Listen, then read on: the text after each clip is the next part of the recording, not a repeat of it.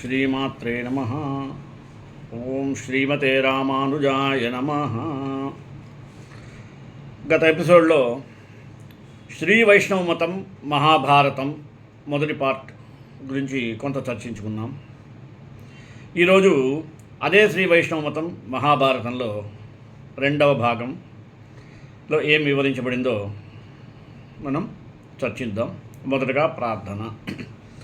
వ్యాసం వసిష్ఠనప్తారం శక్తే పౌత్రమకల్మషం పరాశరాత్మజం వందే శుకతాతం తపోనిధిం. ఋగ్వేదం భగవోధ్యేమి యజుర్వేదం సామవేదం అధర్వణం వాకో వాక్యం ఏకాయనం చేతి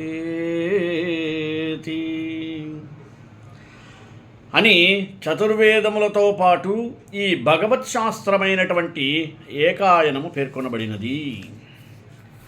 అంటే ఈ మతానికి ఉండేటువంటి ప్రాశస్త్యంలో ఇదొకటి.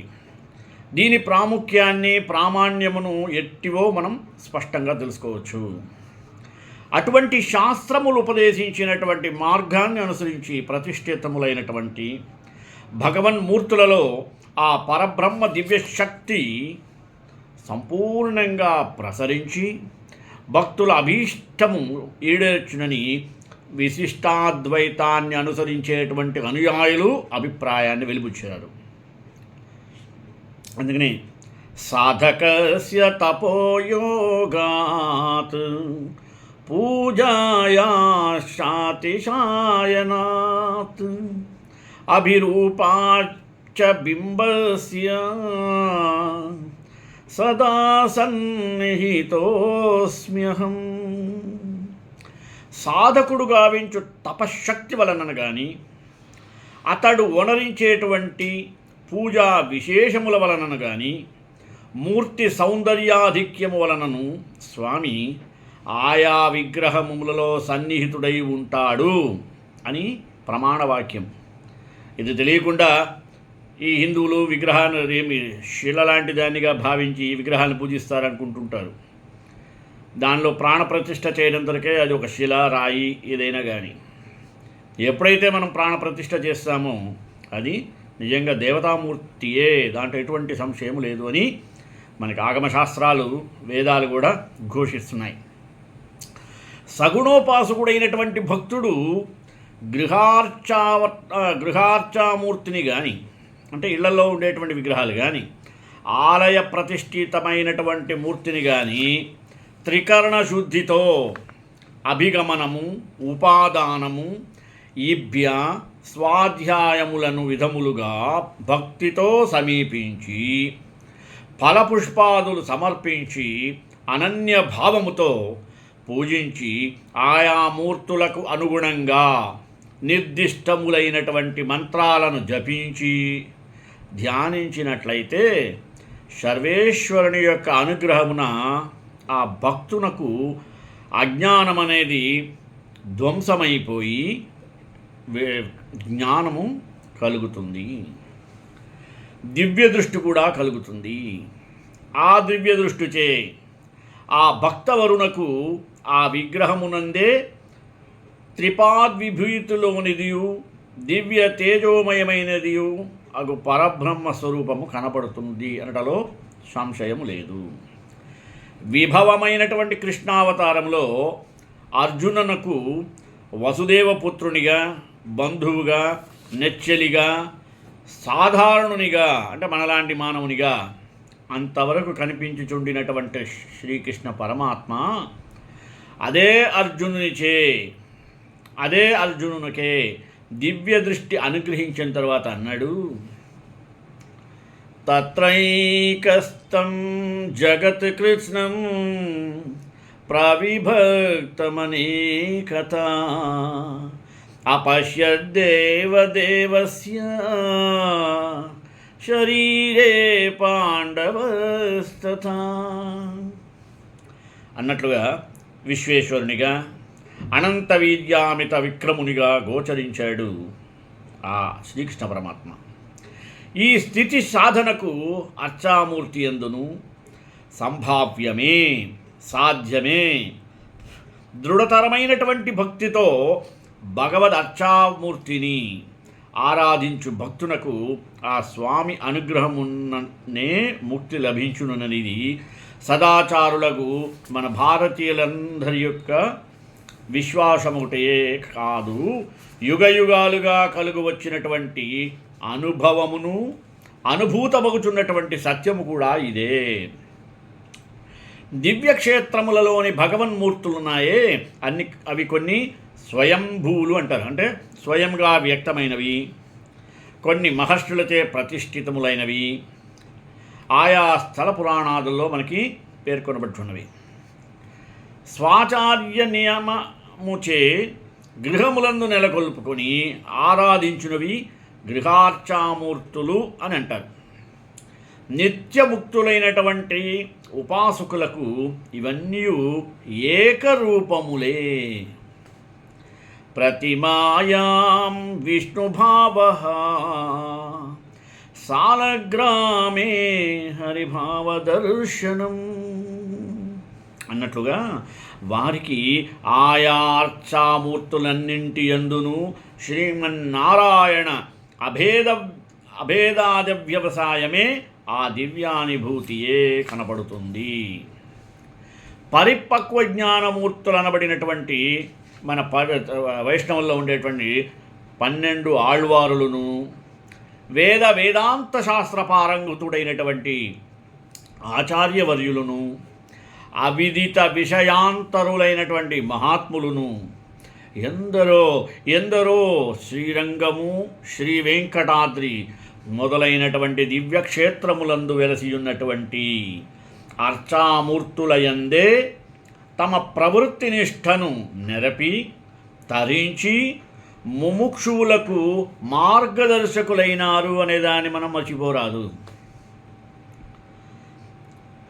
కావున ప్రపత్తి నిష్టకు అర్చావతారమూర్తి అనుకూలమైనదని మనం ఇక్కడ నిశ్చితంగా చెప్పవచ్చు. మోక్ష పురుషార్థానికి సాధనాలున్నాయి. కర్మ, జ్ఞాన, భక్తి ప్రపత్తులు మోక్ష పురుషార్థ సాధనములుగా విశిష్టాద్వైత సిద్ధాంతములో పేర్కొనబడ్డది. మహాభారతమున ఈ సాధన చతుష్టయం సవిస్తరముగా ప్రదర్శింపబడినది కూడా.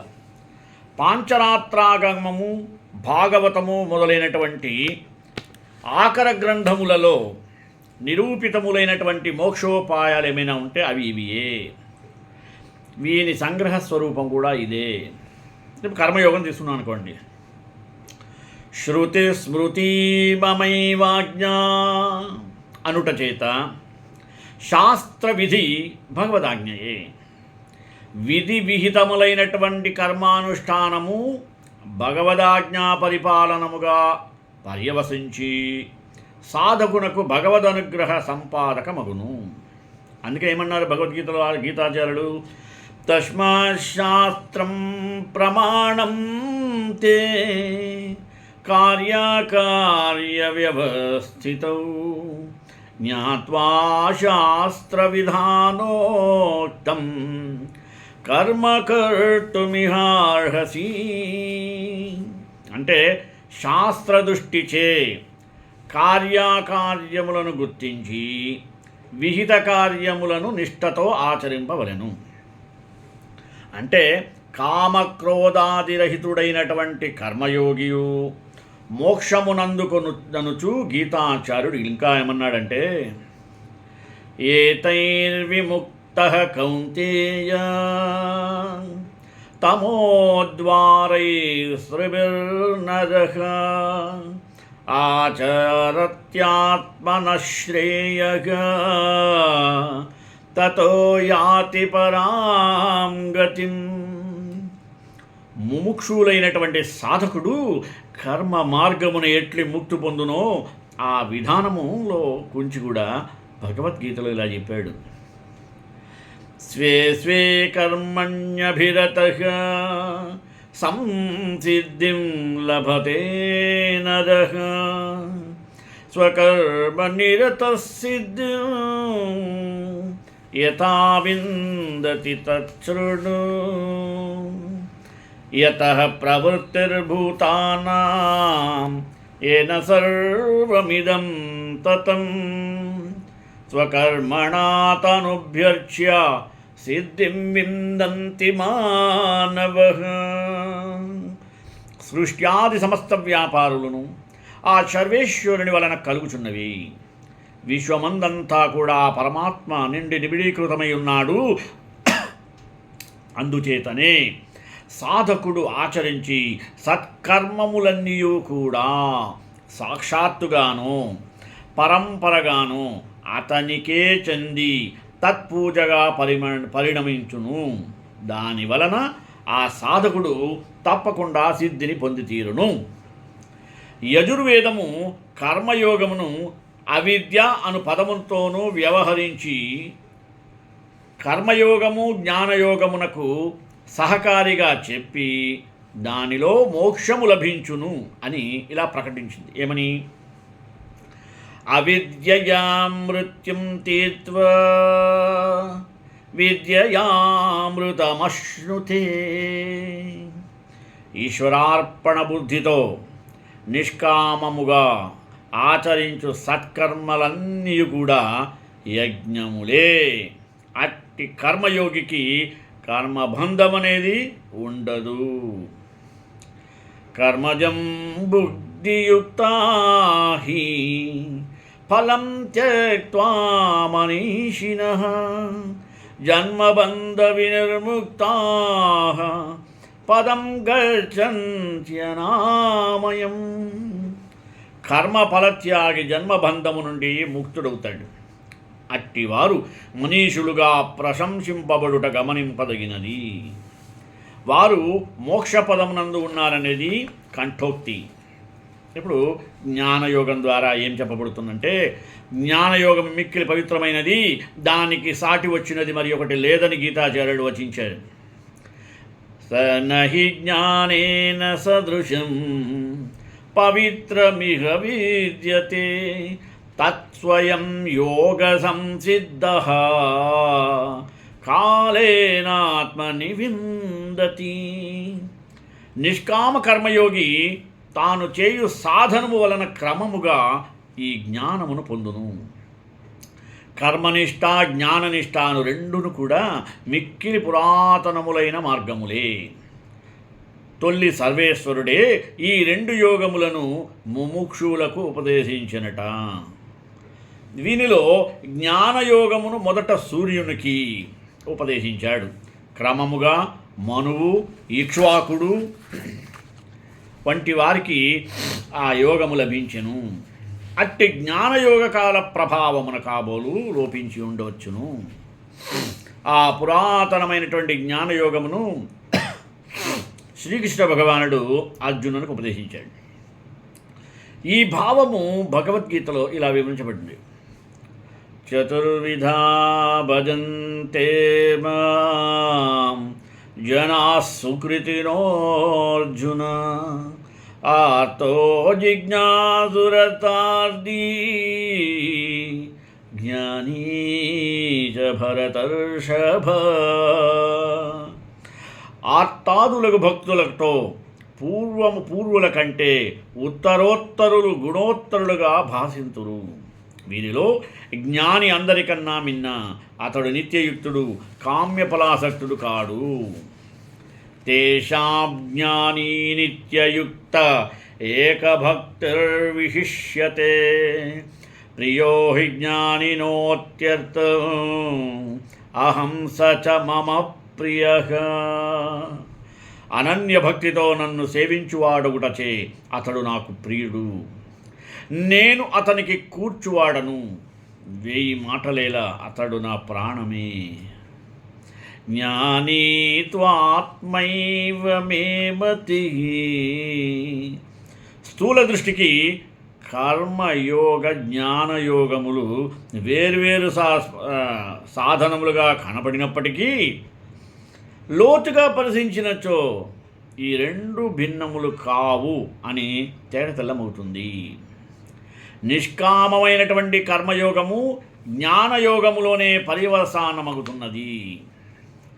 సాంఖ్యయోగౌ పృథగ్బాలా ప్రవదంతి న పండితా ఏకమప్యాస్థితః సమ్యక్ ఉభయోర్విందతే ఫలం.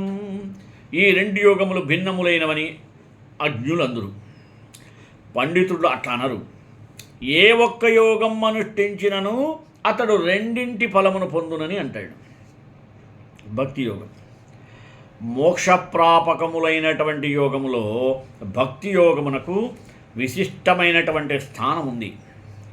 మోక్ష సాధన సామగ్ర్యాం భక్తిరేవ గరీయసి అని శాస్త్రోక్తి. అంటే లౌకిక విషయములలో కలుగు ప్రీతి, ఆసక్తి, రతి అనబడుచున్నటువంటి చిత్తవృత్తిని భగవత్పరముగా మరల్చి అతని యందే నెక్కొన చేసినచో అది భక్తిగా పరిణమిస్తుంది. ఈ భక్తి తైలధారాల వలె ఎడతెగనిదై సాగవలెను.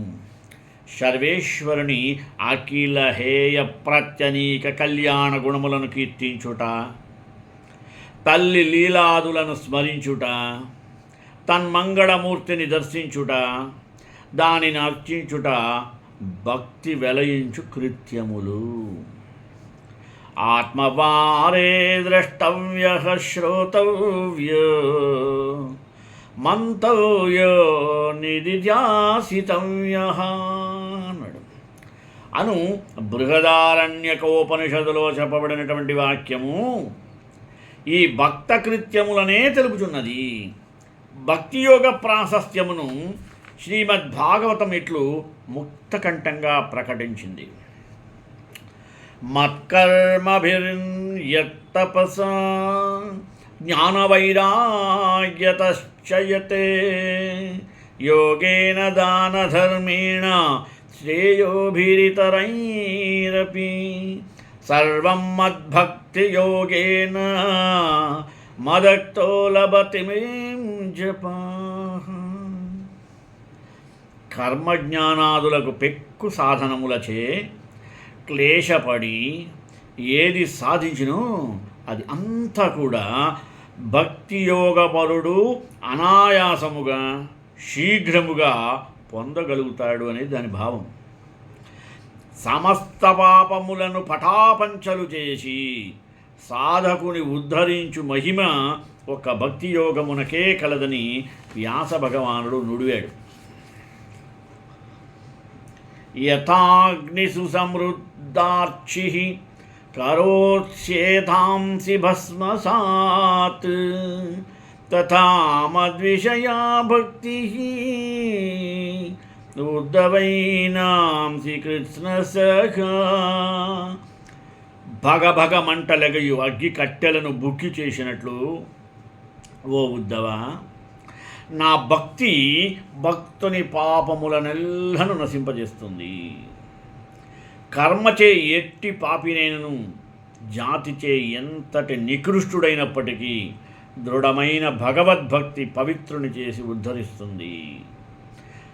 అట్టి భక్తి ఒకటే చాలు నన్ను తనించుటకు, దానికే నేను కట్టుబడి ఉన్నాను అన్నాడు. ఇట్లు సర్వేశ్వరుడుకు భక్తాగ్రేసరుడుకు ఉద్ధవునితో భక్త్యాహమేకయా గ్రాహ్యగా శ్రద్ధయాత్మా ప్రియసతాం భక్తి పునాతి మన్నిష్ట శ్వపాకేరపి సంభవాత్.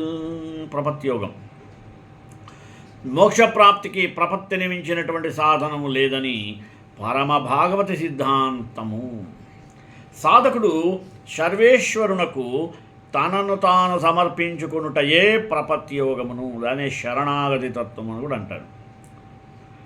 అందుకు దీనికి శరణాగతి అని ప్రసిద్ధ నామం కూడా ఉంది. సుమి అంటే త్యాగము, న్యాసము, భరన్యాసము, సన్యాసము, సాధ్యభక్తి మొదలైనవి దీనికే పర్యాయ పదాలు. సర్వశ్రేష్టమైనటువంటి ఈ ప్రపత్తి దర్శనములు వేదాలు, ఉపనిషత్తులు, ఆగమశాస్త్రాలు, పురాణాలు, మహాభారతం, రామాయణం మొదలైనటువంటి ప్రామాణిక గ్రంథాలన్నింటిలో కూడా ప్రతిపాదితమైనది. బ్రహ్మ, శివుడు, నారద మహర్షి, కపిలాచార్యుడు, ప్రహ్లాదుడు, భీష్ముడు, అర్జునుడు మొదలైనటువంటి పలువురిచే అనుష్ఠింపబడినది. శ్రీ వైష్ణవ సిద్ధాంతమునకు అది జీవగర్ర. ఆళ్వారులు, ఆచార్యులు దీనిని పరమాధారముతో ఆచరించరు, అంటే మిక్కిలి భక్తితో ఆచరించది. వేదాల్లో కూడా ప్రపత్తి ధర్మాన్ని గురించి చెప్పబడింది. అఖిల ధర్మములకును మూలమైనటువంటి వేదములలో ఈ ప్రవృత్తి ధర్మము ఇట్లు ప్రతిపాదించబడినది. తం పత్నీభిరనుగచ్చేమ దేవాః పుత్రై భ్రాతృభిరుతవా హిరణ్యైః నాకం గృహ్ణానాసు కృతస్య లోకే తృతీయే పృష్టేధిరోచనేన. ఈ మంత్రం యొక్క అర్థం ఏంటంటే, పుణ్యభాజనులకు భక్తులకే ప్రవేశమునలవి అయినదినియు స్వర్గాదిలోకములకెల్లయైన దివ్యకాంతులతో విలసిల్చును త్రిపాద్విభూతి అనబడుచుండు హే పరమాత్మ, నీ సన్నిధిని పరమ పదమును పొందుటకై ఓ స్వామి, మా స్త్రీలతోనూ మా సంతానముతోనూ మాకు గల సర్వ సంపదల ఐశ్వర్యాలతోనూ నిన్నే శరణు వేడుచున్నాము. ఈ వేదవాక్యములన ముముక్షువుకు మానవుడు తన సర్వస్వాన్ని భగవదర్పణము కావించి శరణాగతి చేయవలను. ఉపాయము ఉపదిష్టమైనది. ఇక తైత్తిరీయ ఆరణ్యకంలో ఏం చెప్పబడిందంటే, ఆరుని ఆత్మోద్ధారణమునకు సాధనములెవ్వి అని తన తండ్రి అయిన ప్రజాపతిని అడిగాడు. ఆ బ్రహ్మవేత్త సత్యము, తపము, దమము, శమము, దానము, ధర్మము, ప్రజోత్పత్తి, అగ్నిపూజ, అగ్నిహోత్రము, యజ్ఞము, మానసోపాసనము, న్యాసము అనురవి ఆత్మోద్ధారణకు సాధనములని చెప్పాడు. ఆ మాట విని ఈ 12 సాధనములలోనూ శ్రేష్టమైనది ఏది అని ఆరుని తిరిగి అడిగాడు. అంతటా ప్రజాపతి అన్నట్ట, తాని వాయేతాన్యవదాన్ని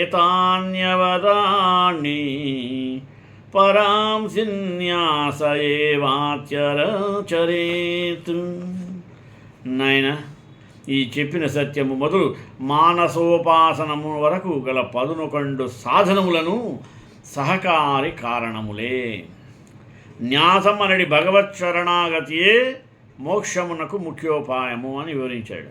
ఇంకా ఓం వసురవ్యో విభూరసి ప్రాణే త్వమసి సంధాత బ్రహ్మన్ త్వమసి విశ్వధృత్ తేజోదాస్త్వమసి వచ్చోదాస్త్వమసి చంద్రమసః ఉపాయానుగ్రహీతోసి బ్రహ్మణే త్వామహసే. ఓమిత్యాత్మనం యుంజీత ఏతద్వై మహోపనిషదం దేవానాం గుహ్యం య ఏవం వేద బ్రహ్మణో మహిమానమాప్నోతి. తస్మాత్ బ్రహ్మణో మహిమానం అన్నాడు. అంటే పురుషోత్తమ, నీవు తేజోమయుడవు, సువర్ణ స్వరూపుడవు, సర్వవ్యాపకుడవు, జీవిలోకమునకు చైతన్య శక్తి కూడా అనుగ్రహించువాడవు.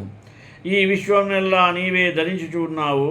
అగ్నికి తేజస్సు, చంద్రునికి కాంతి ప్రసాదించేటువంటి వాడవు కూడా నీవే. అట్టి నిన్నే ముక్తికై శరణు వేడుకొంటున్నాను అన్నాడు.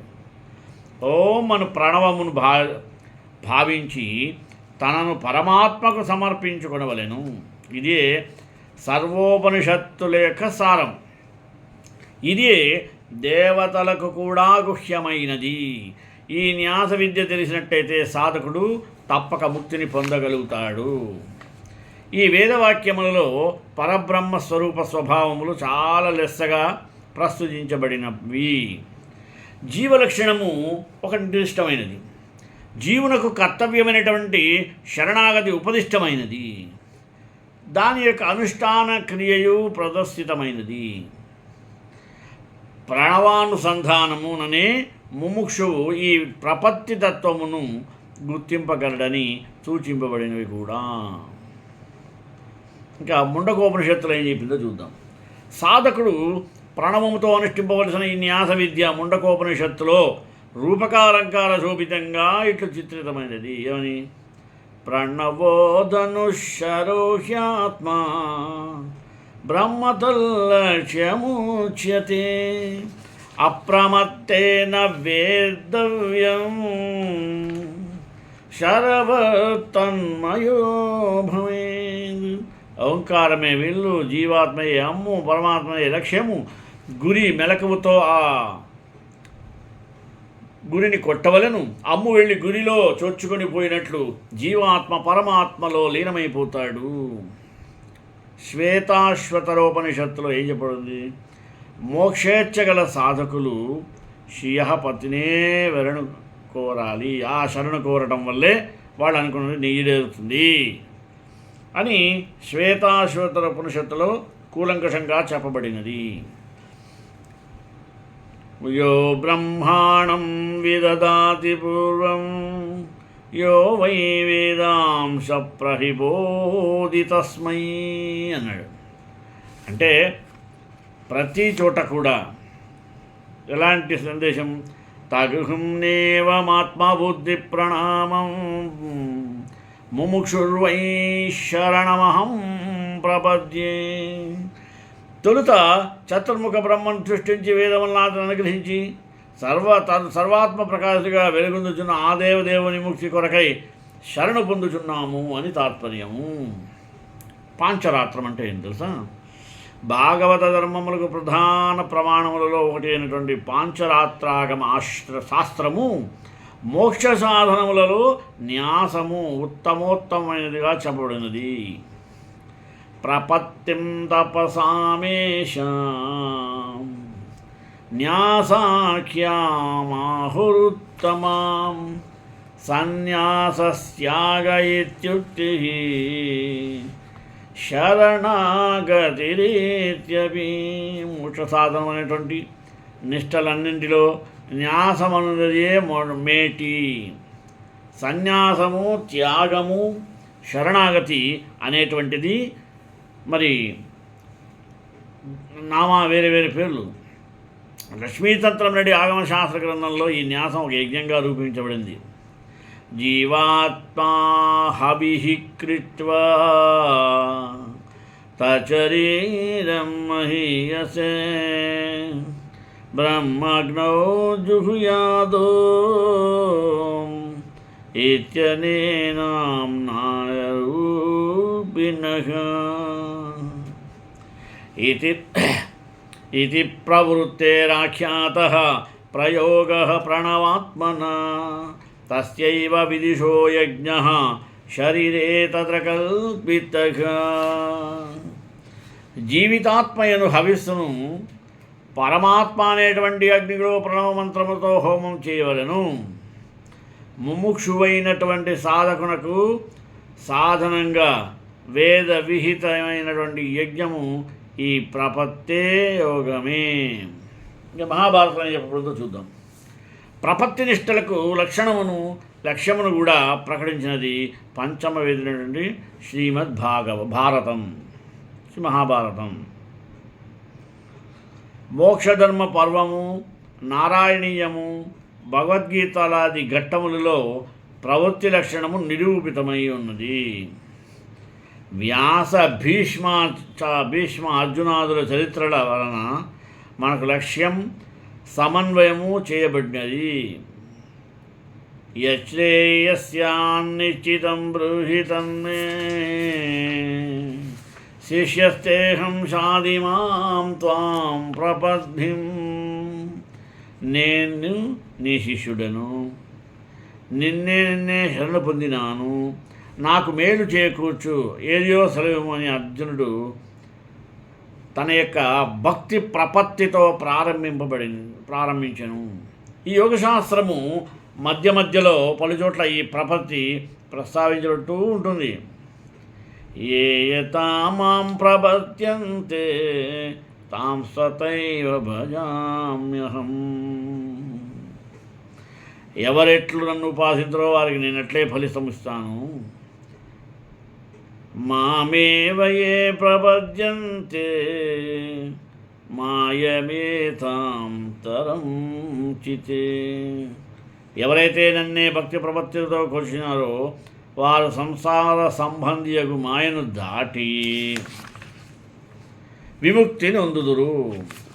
చిరంతన మగు మాయాశక్తి అంటే చిరంతమైనది ఏదైనా ఉందంటే మాయాశక్తి పరమాత్మ నుండి బయలుదేరిందనుకోండి, ఆ పరమాత్మనే శరణు పొందుతుంది అను భావముతో పునరావృత్తిం రహితమైనటువంటి ముక్తి పదమును మనం వెతకవలను.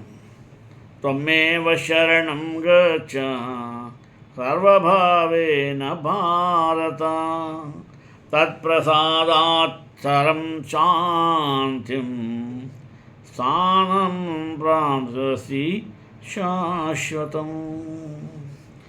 మనోవాకాయ కర్మలతో ఈ పరమాత్మనే శరణ పొందండి. ఆ పరమాత్మదేవి యొక్క అనుగ్రహాన్ని కావాలని కోరుకోండి. గీతాశాస్త్రము మనకి ఇన్ని విధాలుగా మన సంస్కృతి సంప్రదాయాన్ని ప్రభావితం చేసిందని తెలియజేస్తూ శ్రీకాంతాయ కళ్యాణ శ్రీ వెంకటేశ్వర మంగళం మంగళాశాస్త్రపదే మదాచార్య సర్వేశ్వరాచార్య సంస్కృత ఆర్యాస్తు మంగళం.